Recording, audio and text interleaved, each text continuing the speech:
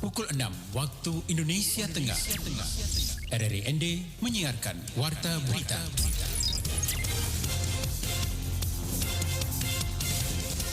Selamat pagi saudara, Anda kembali mendengarkan Warta Berita Daerah pagi ini edisi Sabtu 30 Juli 2022. Headline berita, pemerintah akan segera memberikan vaksinasi dosis COVID-19 booster kedua atau dosis keempat kepada para tenaga kesehatan. Festival Golokoe akan siap meramaikan Labuan Bajo dari 8 hingga 15 Agustus 2022 dengan pusat kegiatan di Gua Maria Golokoe dan Waterfront Marina City Labuan Bajo. Selain dua informasi tadi pendengar, hadir juga informasi lainnya yang terangkum dalam Warta Berita Daerah. Selengkapnya bersama saya, Caroline Huadamosa.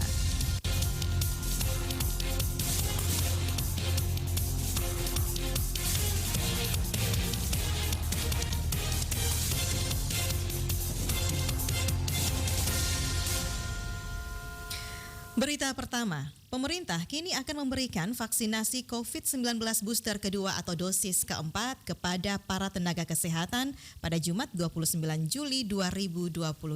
Laporan selengkapnya disampaikan oleh reporter Veranda Garus. Pemberian vaksin COVID-19 dosis keempat ini dilakukan lantaran kasus infeksi virus corona di Indonesia kembali naik setelah penyebaran Omikron. Pada RRI Jumat kemarin, Kadis Kesehatan Kabupaten ND, Dr. Aries Dwi Lestari mengatakan, berdasarkan surat edaran nomor HK02.02-3615-2022 tentang vaksinasi COVID-19 booster dosis kedua bagi sumber daya manusia kesehatan atau tenaga kesehatan. Pemberian dosis keempat ini mengingat pandemi masih terus berlanjut dan nakes masih menjadi garda terdepan COVID-19. Untuk diketahui, vaksin COVID-19 tertinggi di Kabupaten ND pencapaiannya dipegang oleh tenaga kesehatan. Pertimbangan pemerintah untuk memberikan dosis keempat ini atau booster kedua untuk nakes ini adalah bahwa mengingat jangan sampai hampir kolapsnya nakes yang dulu pernah kita lalui ya tahun 2020, tahun 2020 paling kenceng-kencengnya itu kolaps nakes kita ya. Jadi karena memang sumber daya kesehatan kita juga terbatas, jadi apalagi kita tetap dianggap menjadi garda terdepan untuk COVID-19. Jadi memang disiapkan nakesnya ini benar-benar harus siap untuk menghadapi seandainya pandemik ini masih terus berlanjut bahkan memuncak lagi. Dia menambahkan sesuai dengan penetapan penyelenggaraan vaksin keempat ini, Dinas Kesehatan Kabupaten ND akan melaksanakan kegiatan tersebut sesuai dengan peraturan pemerintah, namun dengan persyaratan yakni telah mendapatkan vaksin booster dari 6 bulan lalu. Update data vaksinasi di Kabupaten ND per 28 Juli 2022 lalu yakni untuk vaksin pertama sebanyak 95,8%, vaksin kedua sebanyak 75,14%, sementara vaksin ketiga atau booster pertama masih berada di angka 12,29%. Sedangkan target dari pemerintah per Juli 2022 seharusnya vaksin pertama sudah mencapai 100%, vaksin kedua di atas 70%, dan vaksin ketiga di atas 30%.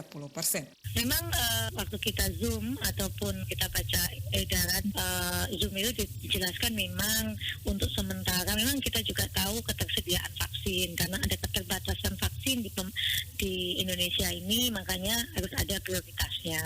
Prioritas yang pertama memang harus nakes dulu karena kami garda terdepan. Kalau kami ambruk nanti malah nggak ada yang seandainya ada COVID lagi tidak ada yang bekerja. Jadi prioritas pertama memang nakes, tetapi masyarakat umum juga masih dikaji dan melihat ketersediaan vaksin tentunya. Secara terpisah, Koordinator Tim Pakar dan Jubir Pemerintah untuk Penanganan COVID-19, Profesor Wiku Adhisa Smito dalam siaran persnya menyampaikan kondisi kasus COVID-19 nasional yang terus meningkat. Dia menghimbau agar seluruh masyarakat perlu meningkatkan kesiapsiagaan apalagi distribusi varian terbaru Omikron mendominasi sekitar 81% dari varian lainnya. Lanjutnya, masyarakat yang telah mendapatkan vaksin bahkan hingga dosis ketiga tidak menjamin 100% kebal dari COVID-19. RRI ND Veranda Garus melaporkan. Dari Kabupaten ND pendengar, kita beralih ke Labuan Bajo. Festival Golokoe akan siap meramaikan Labuan Bajo dari 8 hingga 15 Agustus 2022 dengan pusat kegiatan di Gua Maria Golokoe dan Waterfront Marina City Labuan Bajo. Selengkapnya saudara Epi Wahab melaporkan langsung dari Labuan Bajo. Acara Festival Golokoe Labuan Bajo ini digagas dan diorganisir oleh Keuskupan Ruteng dalam kerjasama dengan Pemda Manggarai Barat, BPOLBF dan para stakeholder pariwisata. Festival ini selain melibatkan umat Keuskupan Keuskupan Ruteng dari seluruh pelosok tanah Nukalale, tetapi juga melibatkan komunitas muslim dan lintas agama lainnya dan juga masyarakat. Dalam obrolan budaya RRIND pada Kamis 28 Juli 2022, Romo Ino Sutam sebagai Ketua Komisi Budaya dan Pariwisata Keuskupan Ruteng menyampaikan bahwa Festival Golokoe ini merupakan festival yang bukan hanya untuk umat keuskupan saja, tetapi juga untuk seluruh umat beragama lainnya dari berbagai suku dan juga untuk seluruh masyarakat. Saya lebih melihatnya bahwa inisiasinya bersifat multiperspektif, multipersonal, dan multi-institusional karena semua pihak ingin membuat sesuatu yang unik, yang besar, yang menarik yang ada di Labuan Bajo. Bukan hanya gereja, bukan hanya pemerintah, tetapi juga masyarakat, semua stakeholders. Dan akhirnya kita sampai kepada satu keputusan bersama, mungkin kita membuat festival Golokoe ini. Dan memang dalam kepanitiaan dan dalam seluruh kegiatan ini kita memang terbuka kepada semua suku dan semua agama. Dalam Festival Golokoe ini akan ada pekan pameran dan kuliner yang melibatkan UMKM dari seluruh wilayah Keuskupan Ruteng, meliputi Kabupaten Manggarai Barat, Manggarai, dan Manggarai Timur, dengan keunikan dan kekayaan ekonomi kreatif di Manggarai Raya, seperti tenun ikat, anyaman tradisional, kuliner, dan juga kopi. Serta akan ada pekan pentas seni berupa tarian, musik, seni teatrikal budaya Manggarai, Flores, dan suku-suku Nusantara. Dan ada juga acara inti, yaitu perarakan patung Bunda Maria yang dilakukan di darat maupun laut, dan juga misa agung bersama ratusan umat Kristiani dan imam konselebran di Waterfront City Labuan Bajo. Festival Golokoe ini bertujuan untuk menumbuh kembangkan pariwisata Labuan Bajo Flores yang berakar dan bertumbuh dalam keunikan dan kekayaan kultural dan spiritual setempat, sehingga mendorong dan menguatkan kegiatan ekonomi kreatif masyarakat dalam meningkatkan kesejahteraan hidup dan mewujudkan pariwisata holistik, yakni berpartisipasi, berbudaya, dan berkelanjutan, serta membuat festival ini bukan hanya dikenal di Indonesia tetapi juga sampai mancanegara dan memberi kesan kepada para wisatawan bahwasanya Labuan Bajo merupakan kota yang aman dan bertoleransi tinggi. Dalam obrolan budaya, Pius Baut selaku Kadis Pariwisata Kabupaten Manggarai Barat menyampaikan bahwasanya festival ini adalah momen untuk seluruh masyarakat berperan aktif dan membuka ruang yang luas untuk semua komponen masyarakat mengembangkan minat dan bakat sesuai dengan kapasitasnya dan memanfaatkan Labuan Bajo sebagai kota wisata super premium ini untuk pengembangan ekonomi masyarakat. Baik, Festival Golokoe ini adalah momen untuk semua pihak berpartisipasi, mengambil bagian dalam melihat peluang pariwisata premium ini agar bermanfaat untuk seluruh masyarakat. Kita mengajak semua pihak berperan sesuai dengan kapasitasnya masing-masing. Dan Festival Golokoe ini dengan durasi waktu yang 1 minggu itu membuka ruang yang luas untuk semua masyarakat untuk berperan aktif. Selain itu juga akan ada kegiatan ekologis berupa penanaman bambu dan bakau di wilayah pantai, serta pembersihan lingkungan dan ada pembagian sembako kepada panti-panti sosial dan sesama yang membutuhkan untuk kegiatan sosial karitatifnya. RRI SP Labuan Bajo, Epi Wahab melaporkan. Masih dari Labuan Bajo, Saudara, pemerintah menetapkan tarif kunjungan wisatawan ke kawasan konservasi akan dikenakan biaya kontribusi sebesar Rp15 juta per 4 orang per tahun. Upaya pembatasan pengunjung ini akan diterapkan melalui pendaftaran satu pintu secara online melalui aplikasi bagi siapapun yang berkunjung ke Pulau Komodo, Pulau Padar, dan wilayah perairan sekitarnya. Kita ikuti selengkapnya laporan Ai Elizabeth. Bertempat di Komodo Ballroom Local Collection Labuan Bajo, Kabupaten Manggarai Barat pada Jumat 29 Juli 2022, Kementerian Lingkungan Hidup dan Kehutanan KLHK Republik Indonesia bersama dengan pemerintah Provinsi Nusa Tenggara Timur secara resmi memberlakukan pembatasan kunjungan di Pulau Komodo, Pulau Padar, dan wilayah perairan di sekitarnya. Dalam sambutannya, Kadis Pariwisata mengungkapkan bahwa Labuan Bajo akan ditata sistem manajemen pariwisatanya yang masif dibangun oleh negara, sesuai dengan rekomendasi dan perhitungan yang diperoleh dari hasil kajian daya dukung daya tampung berbasis jasa ekosistem oleh tim ahli IPB. Kita menjaga keseimbangan. Arahan Bapak Presiden inilah yang menjadi pedoman bagi pemerintah provinsi, pemerintah Kabupaten Manggarai Barat, dan pemerintah pusat untuk menjalankan kebijakan. Tidak ada satupun niat pemerintah untuk merugikan rakyat, untuk mencelakakan rakyat. Tidak ada. Semua ini tujuannya adalah untuk menjaga agar Komodo tetap terpelihara sampai kapanpun agar dia hidup puluhan juta tahun lagi ke depan. Sementara itu, Carolina Noge selaku Koordinator Pelaksana Program Penguatan Fungsi di Taman Nasional Komodo mengatakan, program ini didasari oleh nota kesepahaman antara Dirjen KLHK dengan pemerintah Provinsi Nusa Tenggara Timur yang diturunkan dengan perjanjian kerjasama antara Taman Nasional Komodo dan yang ditunjuk oleh Pemprov NTT adalah PT Flobamora yang adalah badan usaha milik daerah Nusa Tenggara Timur. Program ini didasari oleh nota kesepahaman antara Dirjen KSDAE KLHK bersama Pemprov Nusa Tenggara Timur yang mana diturunkan pelaksanaannya dengan perjanjian kerjasama antara Balai Taman Nasional Komodo dan yang ditunjuk oleh Pemprov NTT adalah PT Flobamora yang adalah badan usaha milik daerah Provinsi Nusa Tenggara Timur. Edi Stasius Endi, Bupati Manggarai Barat, dalam kesempatan tersebut mengharapkan dengan diterapkannya kebijakan ini dapat memberi dampak perekonomian rakyat maupun para pelaku pariwisata. Kepada pemerintah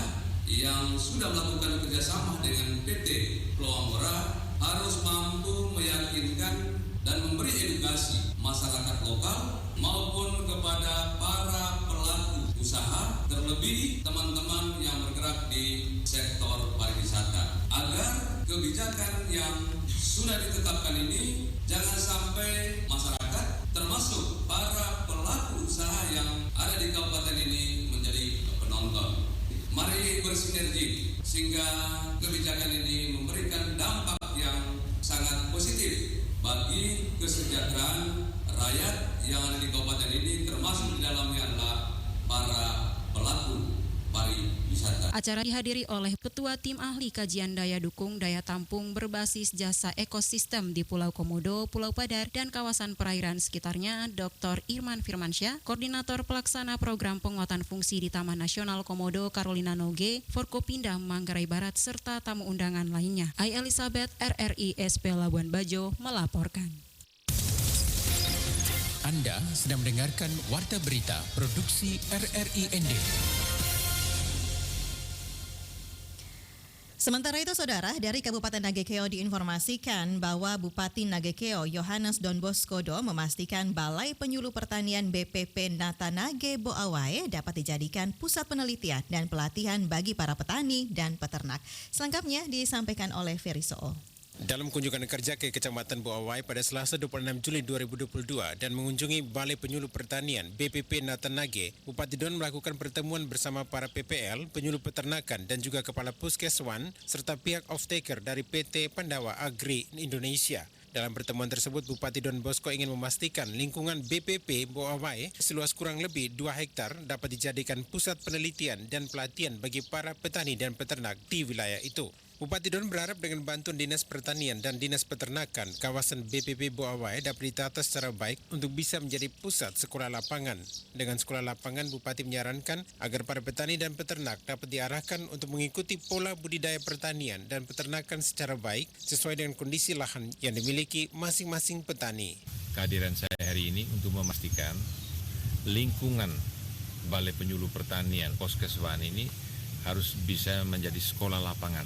Ya. Oleh karena itu mereka harus bisa menata kembali lahan yang kalau di sini BPP tadi dilaporkan oleh Pak Ansel tadi ada 2 hektar. Nah, mereka harus bisa membuat sekolah lapangan di mana untuk budidaya tanam, di mana untuk budidaya ternak, ya, untuk memelihara ternak, macam-macam. Tadi untuk ternak saya minta kerjasama dengan Dinas Peternakan sehingga ternak gulir mereka juga bisa gemukan di sini.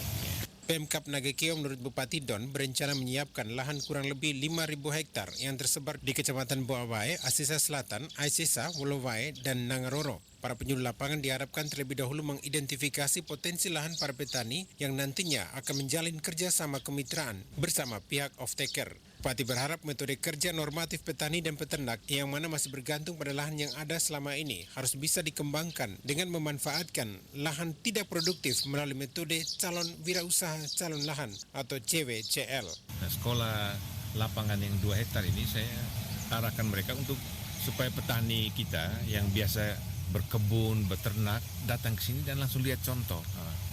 Ini program tanam jagung panen sapi. Ya, tadi dari Dinas Pertanian sudah datang yang mereka sudah kerjakan selama ini yang normatif ya biasa CWCL calon wira swasta dan lahan, calon lahan. Nah, hanya masih terbatas pada lahan yang sekarang sedang digarap. Nah, oleh karena itu, lahan yang belum digarap itu juga harus diukur, diidentifikasi. Sementara itu, Kepala BPP Nathan Nage, Ansar Muslano, mengatakan bahwa pihaknya siap menata dan mendesain kawasan BPP untuk dijadikan sekolah lapangan terpusat. Setelah melakukan pemetaan lahan, BPP juga akan melakukan pembagian tenaga PPL sesuai dengan basic dan keahlian masing-masing dalam melakukan pendampingan. Pihaknya juga menargetkan kurang lebih 600 hektar lahan dalam mendukung program tanam jagung panen sapi. RRI Ferry Soo melaporkan. Badan Kontak Majelis Taklim BKMT Kabupaten Ende berkomitmen untuk terus memupuk rasa persaudaraan di antara sesama anggota keluarga besar BKMT dan menjaga toleransi antar umat beragama di wilayah ini. Informasi selengkapnya disampaikan Rosa Dalima berikut ini. Komitmen ini disampaikan Ketua Badan Kontak Majelis Taklim BKMT Kabupaten Ende Siti Nuryati kepada RRI usai pelaksanaan kegiatan dakwah rutin bertempat di Masjid Al-Ansor Paupire Jumat sore. Dikatakan Siti Nuryati, dakwah ini merupakan program kerja pengurus dengan tujuan meningkatkan kemampuan pemahaman tentang wawasan ilmu keagamaan yang berlandaskan Al-Quran dan Hadits. Selain itu juga bertujuan untuk memupuk persaudaraan ukhuwah Islamiyah antara majelis taklim guna mewujudkan masyarakat yang beriman dan bertakwa serta berakhlakul karimah menuju keluarga sakinah mawaddah warahmah. Anggota majelis juga terus diingatkan untuk menjaga toleransi antar sesama umat beragama. Untuk mewujudkan masyarakat dan umat beriman, bertakwa, berakhlakul karimah menuju keluarga sakinah mawaddah warahmah yang tetap menjunjung tinggi nilai-nilai Pancasila dan Undang-Undang Dasar 1945 serta mewujudkan atau tetap mempertahankan NKRI. Toleransi itu tujuan utama kita tentang toleransi antara umat beragama. Ditanya teknis pelaksanaan kegiatan dakwah, Siti Nuryati jelaskan akan dilaksanakan secara bergilir dari masjid ke masjid di 13 kecamatan dalam wilayah Kabupaten Ende sekali sebulan. Sementara itu, Badan Takmir Masjid Al-Ansor Paupire Husain Ahmad mengatakan, melalui kegiatan dakwah ini diharapkan bisa membangun kesadaran dan keinginan umat muslim, khususnya kaum ibu di wilayahnya untuk aktif dalam kegiatan pengajian. Dengan hadirnya mereka kan menggairahkan umat kan. Selama ini kan kita sekitar di sini saja.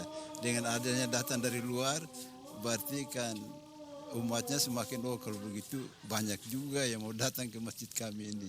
Makanya kita harapkan supaya nanti ada kegiatan lain akan datang ini, mereka sempatkan juga untuk program masuk di Masjid Al-Ansor Paupire. Sedikitnya ada 151 kelompok majelis taklim yang tersebar dalam wilayah Kabupaten Ende tergabung di BKMT Kabupaten. Untuk lokasi masjid akan berdasarkan permintaan dari anggota dan jadwal pelaksanaan Agustus di Masjid Nurul Imam kilometer 5 Ende. RRI Ende Rosa Dalima melaporkan. Saudara, menjelang hari ulang tahun kemerdekaan Republik Indonesia ke-77, penjual bendera musiman mulai marak menjajakan jualannya di kota Ende. Bagaimana informasinya? Kita simak selengkapnya laporan Suimam. Pantauan RRI Jumat 29 Juli 2022 pagi, banyak penjual bendera musiman menghiasi lapak dagangannya dengan memajang sejumlah bendera, di antaranya bendera standar, bendera tiang, umbul-umbul standar, umbul-umbul panjang, bandir, serta background di sejumlah ruas jalan protokol kota Ende. Ridwan, pria asal Bandung, Jawa Barat, pedagang yang menjajakan jualan di Jalan Ahmad Yani Ende menuturkan jual bendera dan umbul-umbul ini baru pertama kalinya ia tekuni dan baru dibuka sejak sepekan kemarin. Dikatakan Ridwan, untuk omset yang didapat masih minim setiap harinya dikarenakan belum banyak para pembeli dari kalangan kantoran, sekolah-sekolah maupun perorangan yang datang mencari bendera, umbul-umbul serta hiasan pernak-pernik bendera lainnya. Kalau untuk omset belum rame banget, jadi kadang ada yang laku, kadang nggak juga gitu. Nggak tentu sih, kalau kemarin sih cuman kejual bendera yang kecil 5.000. Kadang kalau ada yang misalnya ada yang buat di kantor kan beli umbul-umbul yang kayak gini kan harganya 35, tapi nggak pas belinya 35 gitu. Kan ada yang nawar lagi misalnya belinya 4 jadinya 100. Jadi untuk pendapatan nggak bisa nentuin dapatnya harganya berapa, soalnya tiap hari itu beda-beda yang beli, kadang ada yang beli, kadang enggak. Ia berharap semoga mendekati tanggal 17 Agustus mendatang, semua barang dagangannya terjual habis hingga bisa kembali modal. Sementara Ismail Suma, pria asal Ende yang berjualan di ruas jalan Gatot Subroto depan Hotel Anggrek Ende, mengungkapkan jualan bendera dan umbul-umbul ini ia geluti sejak dari masa muda hingga sudah menikah sekarang. Hal ini dilakukan untuk mengais rezeki demi kebutuhan hidup sehari-hari meski jualan ini milik orang. Ia mengatakan jenis bendera yang dijual dan dipajang semuanya bervariasi sesuai harga, bentuk dan ukurannya masing-masing. Dia kan jenis model banyak, yang umbul-umbul pendek 25, panjang 30, yang besar 40. Lebih lanjut Ismail, biasanya menjelang tanggal 17 Agustus pembeli mulai terlihat ramai dan sejak dibuka 5 hari lalu baru beberapa umbul-umbul yang sudah laku terjual. Di antaranya umbul-umbul besar harga Rp30.000, umbul-umbul kecil ada yang harga Rp20.000 hingga Rp25.000. Saudara, demikian informasi yang kami hadirkan dalam Warta Berita Daerah pagi ini. Mewakili kerabat kerja yang bertugas, saya Caroline Wadamosa. Selamat pagi dan terima kasih. Pro 1, Kanal Inspirasi.